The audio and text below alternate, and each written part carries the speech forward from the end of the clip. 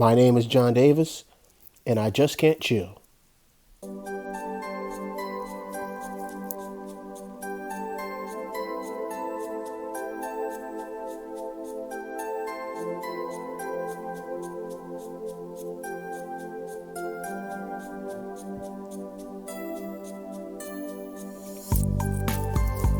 What up, y'all?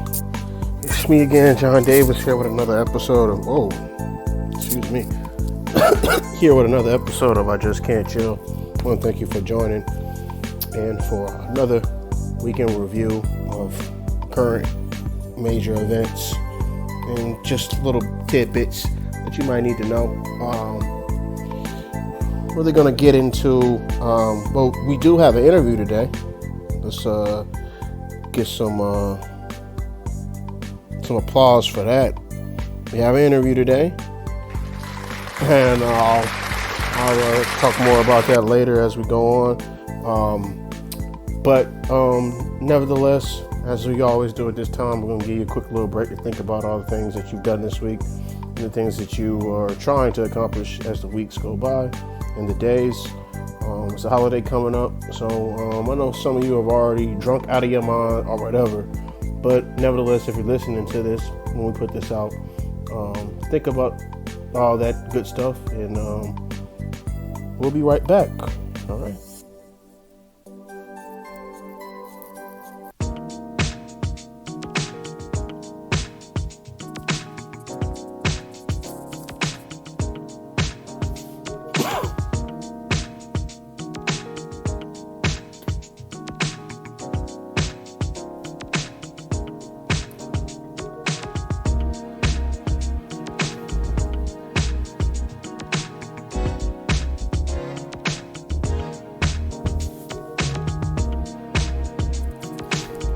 Welcome back to the I Just Can't Chill podcast. Thank you for tuning in. As I mentioned before, I know it's 4th of July weekend. Some of you are already begun the celebrations with your libations and your situations. But hey, man, if you're listening to this again, we thank you for tuning in. Do me a favor if you're listening. Go ahead and click on the bottom right of the video. Subscribe to this channel. And you can also follow us on the Instagram page at IJustCan'tChill.com. And if you got any concerns or questions, any type of inquiries, go ahead and shoot us an email at IJustCan'tChill@gmail.com. That's all lowercase. So we thank you for tuning in, man. Basically, what we're going to do right here is, as we always do, try to keep you abreast, up to date with everything that's going on politically, and just, economically, socially. And there's a lot to choose from, but it's really a big mesh, so to speak. I mean, right now, currently, I know we're still trying to figure out the cause of the mass building collapse in Miami. We are definitely concerned and praying for the victims of that as they still continue to find out survivors and the cause of that. We had that recently. We had that happen as recently as last Thursday. And so investigations are still going on to see why this occurred. Then as early as, I want to say, this morning, we are still getting some more information about legislation and, courts decision making, on the Voting Rights Act that we spoke about last week with the People's Act. It's looking like it'll be pretty much a state by state basis if, the Supreme Court decide to, take away the protections for ballot goers as we go forward. So keep your eye on that. And so, yeah, this is going to be a little bit different. This show might be a little bit different as well, but nevertheless, we want to keep our eyes on this you know, decision on what'll happen with your basic everyday rights of voting. Again, as I mentioned, it's something that is given to us. We don't have much, and it's offered to us. We need to take advantage of it.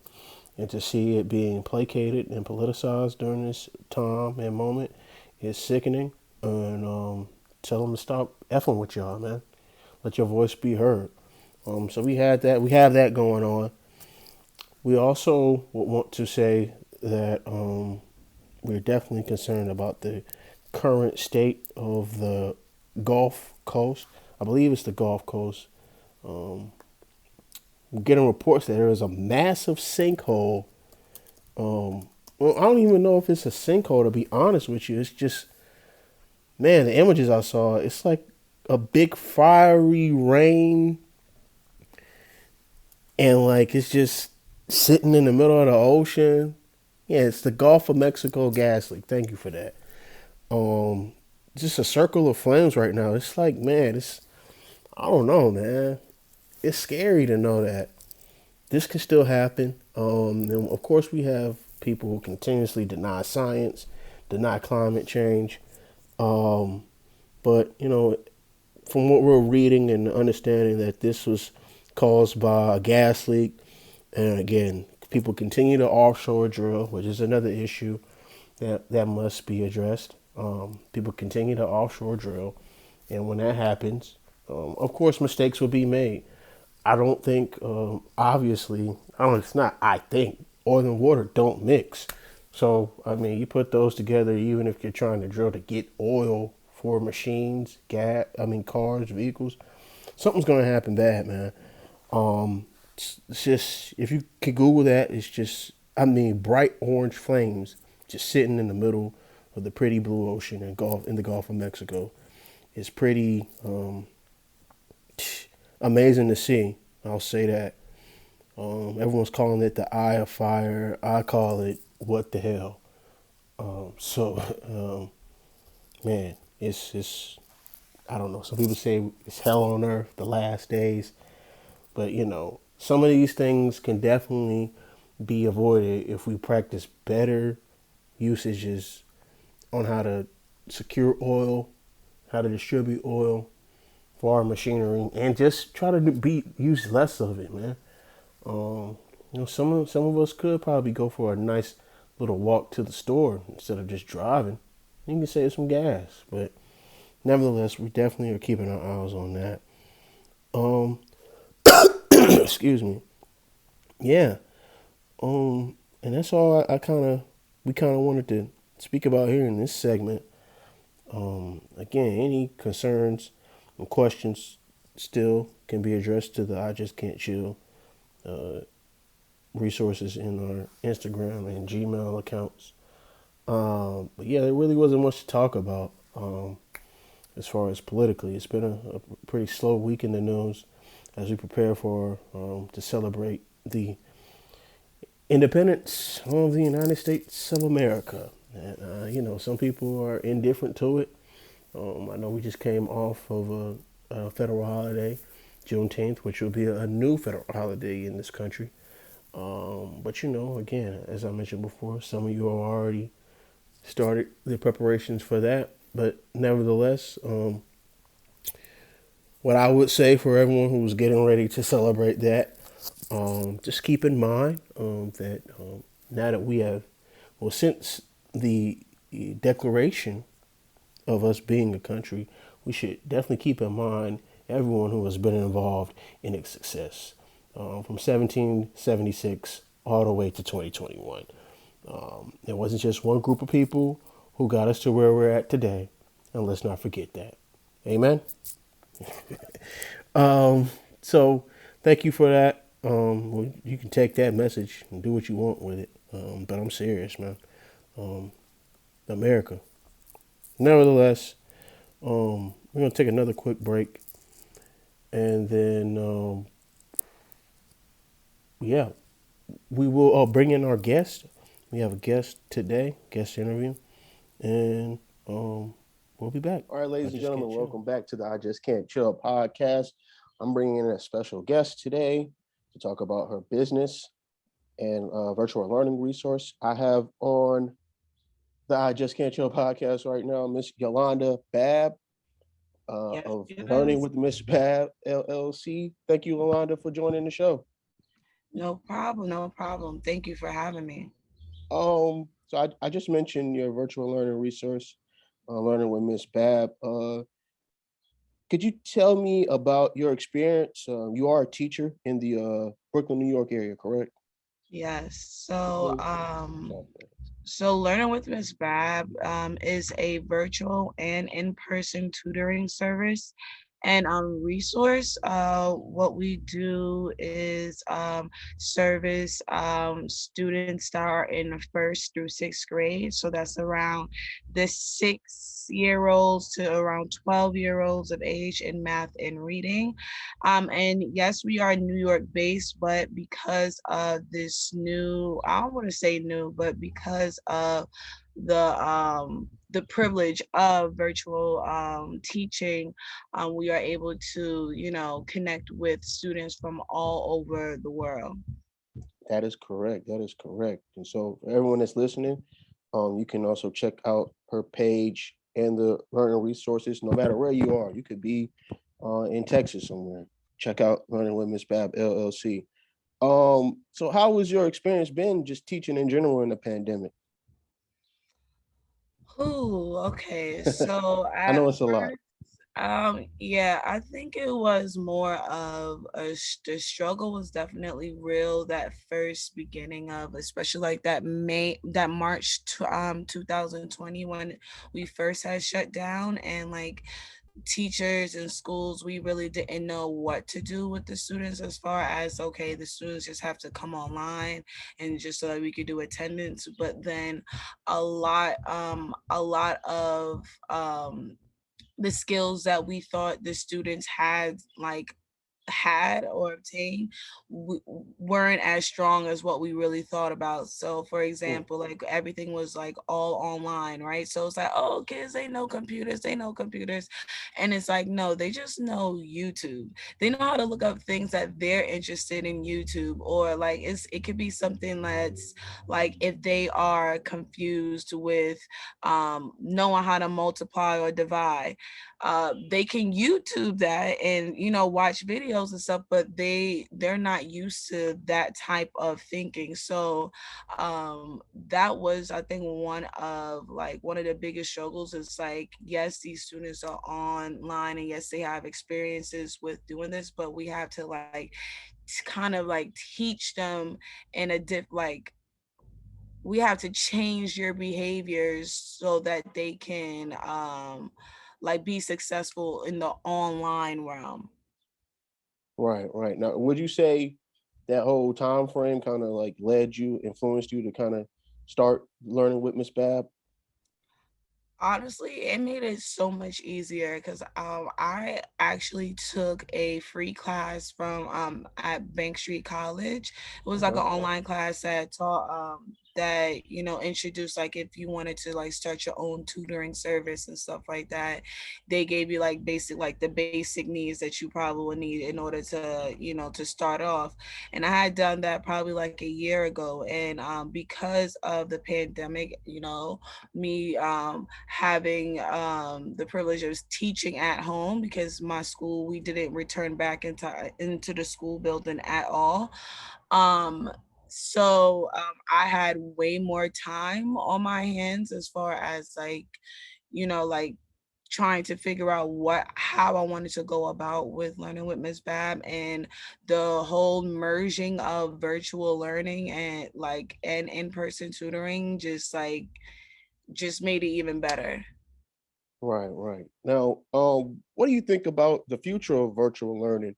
I know a lot of states are starting to go ahead and reopen back schools. Some schools have ended for the summertime break, but as the months continue to roll by, we're going to get back into school, and some states are going to open back up schools, and some won't go back as quickly as others are. They're still going to do virtual learning, and some might do half and half, so to speak. So, what do you think about the future of virtual learning, and what could you think the effects of it will have on the student teacher relationship? I feel like it will be a complete waste of time if we automatically just go back to the way quote unquote things were.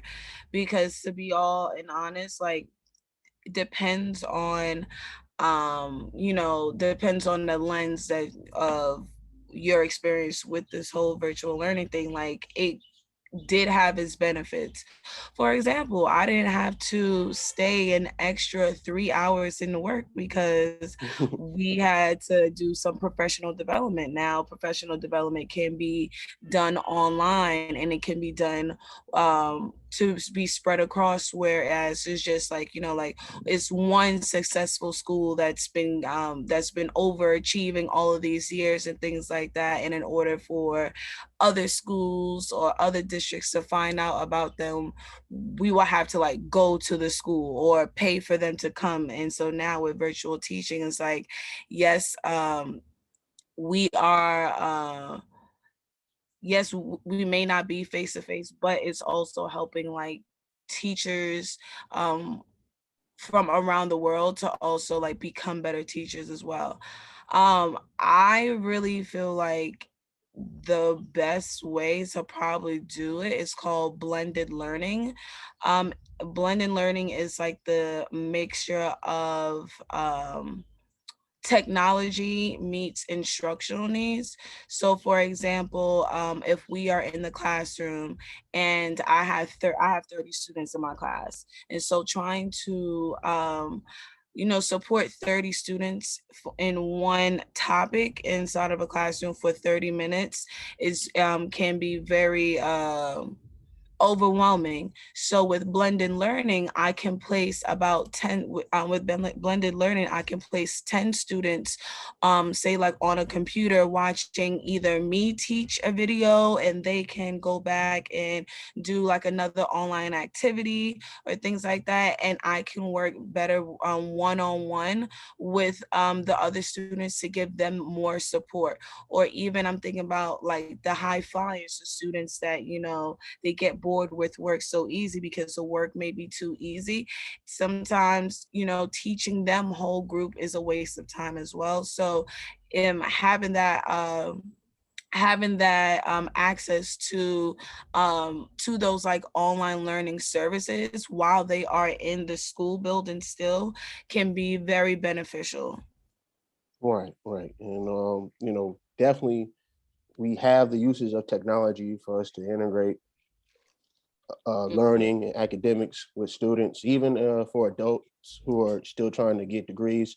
Um, they've used it prior to the pandemic, but now we're seeing more and more Yes. universities, use it for their benefit. I kind of have a follow up question to that. Hmm. Um, with virtual learning, again, when we were growing up, thankfully, and either way you view it, whether it was fortunately or unfortunately, we didn't have virtual learning. We had to actually go into schools. And so how would you think, you know, how will students' participation in virtual learning? Do you think it'll take a back seat with their interactions within the community? With us being physically in school when we were there, we were still able to go out and participate in community activities, or they merged in community activities, bringing in people from the community to talk to us about whether it be careers or just everything going on. Do you think that'll take a back seat if we continue to do whether it be blended learning or just virtual learning, whole scale? I honestly think it can go both ways because I've had students that was in person and refused to participate in any community activities, whether it was fun, whether it was learning, didn't want to participate at all, never raised their hand. But as soon as we got online, they were the they were the leaders of the class. Mm, They wanted to even DJ for our like graduation type of thing like that. And that is something that they were never comfortable enough to do or say when we were face to face. But then I also have students that's like, that has kind of feel like they've become hidden in the virtual world, because again, like for example, I had like 30 plus students, and now the student that may have been that were called a lot inside of the classroom, now they are like kind of being hidden behind their screens, because now all the teachers see is just like a whole bunch of different screens. Yeah. And so they can, feel like they're like they don't belong and things like that. I feel like in the future, what would be best for like to just like to like merge both of them is to make sure that we are like preparing students and even like teachers with the technology. I can say for like with my experience with teaching, there's times like yes, we do have like laptops in the school building, but now the laptops are only being used to play virtual games, or okay, it's free time because recess is raining outside, so you guys could just free play on the computers. So it's really thinking about how can we really support these students as far as like even like cyberbullying, how to respond to messages instead of like spamming the Google Classroom posts and things like that. So I feel like there should be more emphasis on like teaching students these like um they were minute skills, or like those technology skills that if you were a tech person you will branch into, but now because we are literally living in a tech world, that it will be very very helpful to support those type of skills for those students as well. Right. Right. Now again, with the virtual learning, curriculums might change, and I'm not sure if you've heard in the news. You probably have, but there's been a cohort or some type of, I guess, initiative to try to ban critical race theory being taught in classes. Have you heard about that? Oh yes. And Yeah. like the funny thing is the first time I've ever heard the term critical race theory is in my doctoral classes. Yeah. And that was this year, last year. And that's only because I was learning about different type of theories and stuff. So but the thing is like what adults view as quote unquote critical race theory is in elementary school is just teaching them like, hey, it's all right, to say the least, like okay, it's Spanish Heritage Month, right? And exposing students that to different type of Hispanic leaders and things like that, musicians and stuff that they are not normally taught or learn about in school, Yeah. like that that to me is that to me is not what critical race theory is. Like critical race is like literally teaching and exposing the races, like like the racism within the systems. And I don't really think it's like schools are teaching races like to well, schools should be teaching how to be anti-racist, but Definitely. it's more of like i think it's I think it's just people being afraid of te- um of of the future generation of learning the truth. So like we grew up with like, hey, Martin Luther King, yeah, Harriet Tubman, yes, Rosa Parks and stuff. But now, because of like, the internet, especially like Oh yeah. we've learned about like the different types of massacres that has been done in the Black community and things like that, the like the whole situation with health and getting any vaccines, and the discrepancy like and the like the I'm not trusting the government with these things because of this. And Right. I think that's what the people that are against critical race theory are more afraid of than the actual meaning itself. Yeah, and I think you hit the nail right on the head because I mean, just thinking it from my perspective as well, you know, history in itself should still be taught on the way you were kind of explaining it. You know, it does offer a deeper lens into some of history's, evils. And I don't think that just the basic aspect of history should be barred away from being taught to kids. Like you mentioned, MLK, Rosa Parks, those things should still be taught. Those experiences within the Hispanic community and any other type of culture should still be taught in class. But, I just think that it's a little bit too overboard to say that, you know, certain things shouldn't be taught in a classroom. At least give them the opportunity to want to at least be curious about what happened. For example, what happened after Emancipation Proclamation was signed. Mm-hmm. And we give kids. I feel like teachers, or with even if I'm not fully understanding what critical race theory is, but if we present it that way, well, you all teachers, I'm not a teacher, but if you present it that way, we can at least give kids that insight to want to learn more. Yeah. Um, but I thank you for your time. I really appreciate it.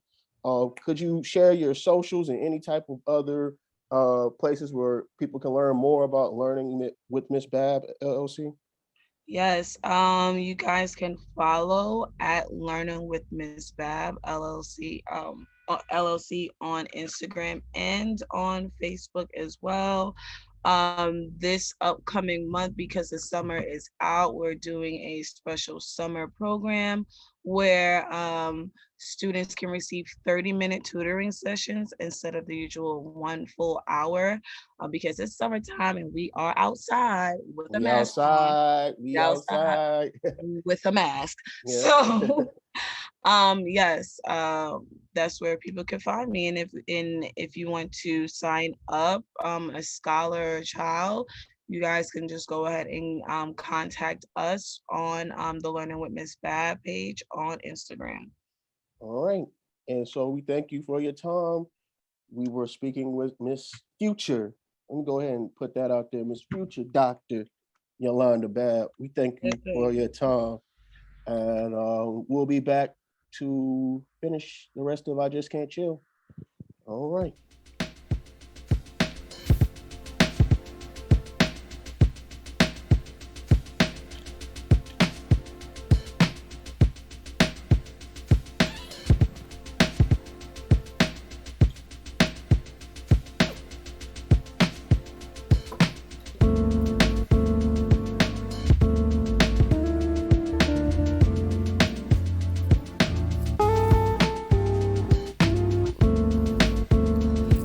Welcome back to I Just Can't Chill. I'm your host, John Davis. I want to thank again Yolanda, future doctor Yolanda Babb, for joining us. Again, check out Learning with Miss Babb, LLC. And again, I'm going to definitely put something out there, a special gift for all the listeners out there from me to you, pertaining to Learning with Miss Babb, LLC. Just be on the lookout for that. I'll say that. But thank you again for Miss Yolanda Babb for joining us. And again, all my listeners with children, make sure you check it out. And it's IJCC approved. But as we get into this next segment, this is something that I really didn't really feel like.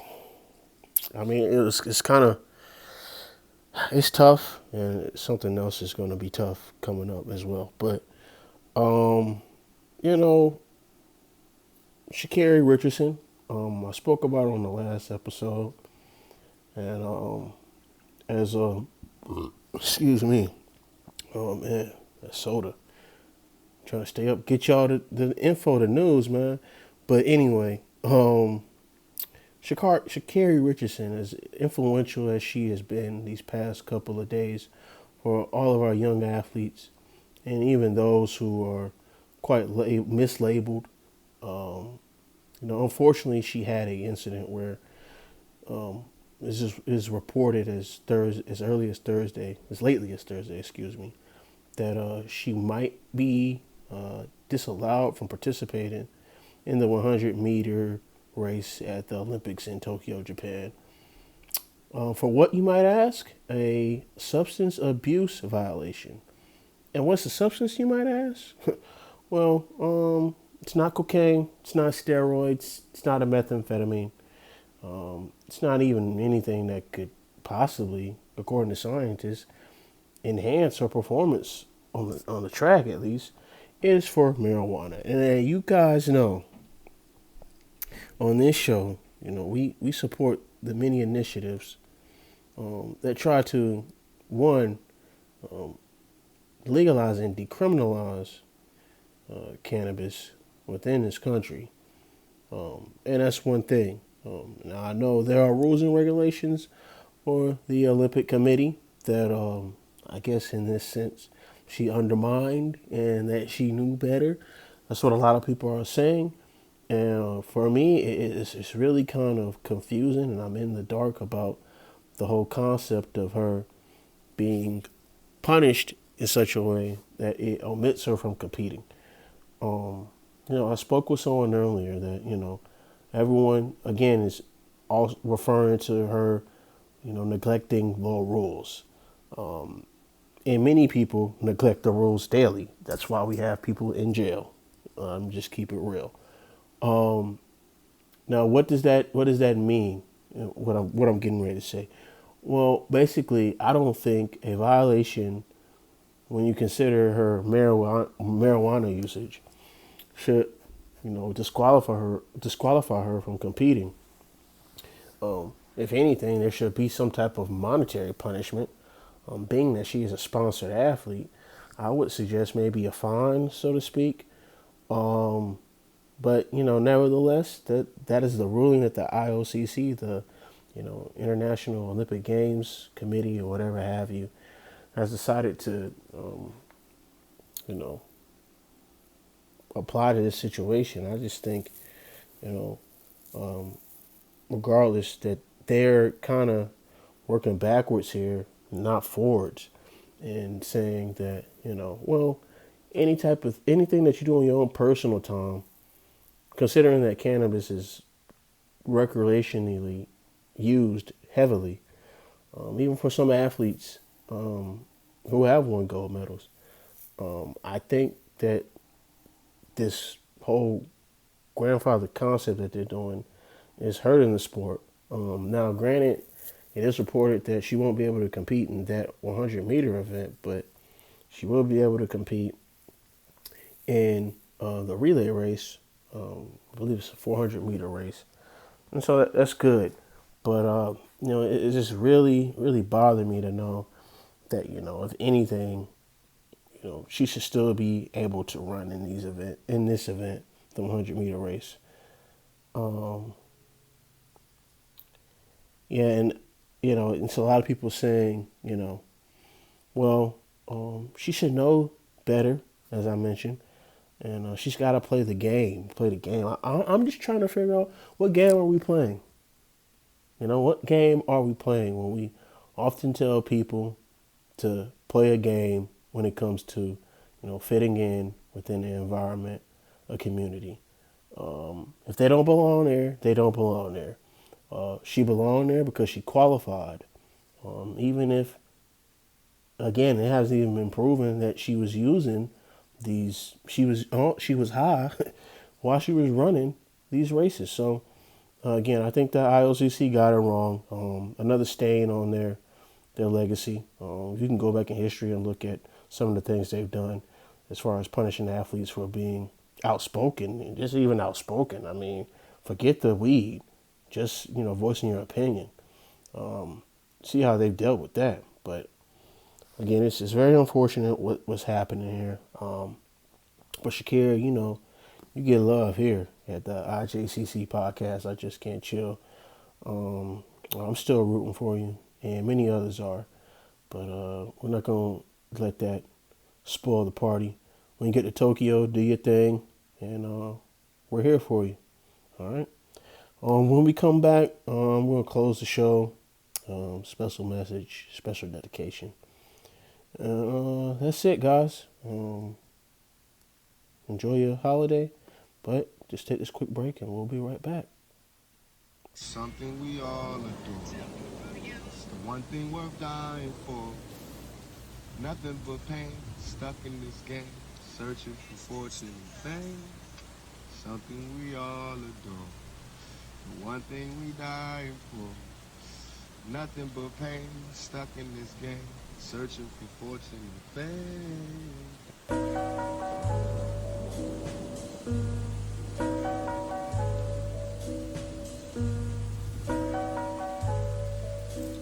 Chad Ali. Am I crazy to think hip-hop can save our youth?